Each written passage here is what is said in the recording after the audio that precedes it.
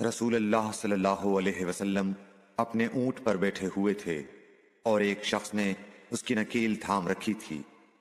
آپ صلی اللہ علیہ وسلم نے پوچھا، آج یہ کون سا دن ہے؟ ہم خاموش رہے حتیٰ کہ ہم سمجھے کہ آج کے دن کا آپ کوئی دوسرا نام اس کے نام کے علاوہ تجویز فرمائیں گے۔ پھر آپ صلی اللہ علیہ وسلم نے فرمایا، کیا آج قربانی کا دن نہیں ہے؟ ہم نے عرض کیا، بے شک۔ اس کے بعد آپ صلی اللہ علیہ وسلم نے فرمایا، یہ کون سا مہینہ ہے؟ ہم اس پر بھی خاموش رہے اور یہی سمجھے کہ اس مہینے کا بھی آپ اس کے نام کے علاوہ کوئی دوسرا نام تجویز فرمائیں گے۔ پھر آپ صلی اللہ علیہ وسلم نے فرمایا، کیا یہ ذو الحجہ کا مہینہ نہیں ہے؟ ہم نے عرض کیا، بے شک۔